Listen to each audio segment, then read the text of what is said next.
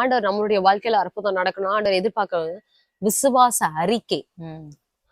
ஆண்டவர் என்னை குணமாக்கிட்டாரு, அந்த ஒரு பாசிட்டிவான அந்த வார்த்தை.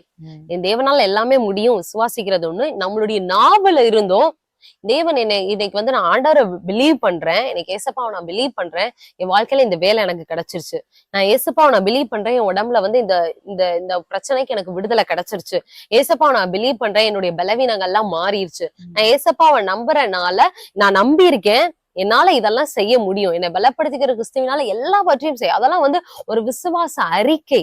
அந்த விசுவாசத்தெல்லாம் நம்ம அறிக்கை பாசிட்டிவா அறிக்கை பண்ணும் போதே நம்மளுடைய வாழ்க்கையில வந்து அநேக அற்புதங்கள் நடக்கும். நூற்றுக்கு அதிபதி கூட மத்திய 8வது அதிகாரத்துல நீங்க வாசிச்சு பாத்தீங்கன்னா தெரியும், அவர் கூட சொல்லுவாரு, ஏசுப்பான் சொல்லுவாரு, நான் வந்து உன்னுடைய வேலைக்காரனை வந்து சொஸ்தமாக்குவேன்னு சொல்லுவாரு. ஏன்னா நூற்றுக்கு அதிபதி வந்து இஸ்ரவேல் கிடையாது, அவர் வந்து ஒரு ரோம் அதிகாரி.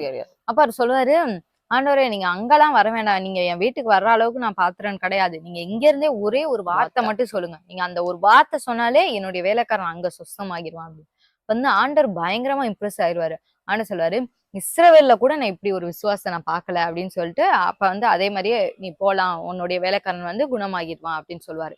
இதே மாதிரிதான் ஆண்டவர் வந்து நம்ம இம்ப்ரெஸ் வந்து பணத்தினாலேயோ பொருள்னாலேயோ வேற எதுனாலையுமே இம்ப்ரெஸ் பண்ண முடியாது, விசுவாச வார்த்தையால மட்டும் தான் இம்ப்ரெஸ் பண்ண முடியும். நம்ம வீடியோல கூட நம்ம நிறைய டைம் வந்து கேட்போம், நம்ம எப்பப்பெல்லாம் விசுவாசத்தோட பேசுறோமோ ஆண்டவர் எனக்கா நிச்சயமா செய்வாரு, நான் வந்து அவருடைய பிள்ளை, எனக்கு செய்யாம வேற யாருக்கு செய்ய போறா அப்படின்னு நம்ம எப்பப்பெல்லாம் விசுவாசத்தோட பேசுறோமோ அப்ப ஆண்டவர் வந்து ரொம்ப இம்ப்ரெஸ் வந்து ஆவாரு. ரொம்ப நிறைய நேரம் நீங்க பாத்தீங்கன்னா தெரியும், விசுவாசம் தான் அவரை வந்து அசைக்கும், நம்மளை வந்து திரும்பி பார்க்க வைக்கும்.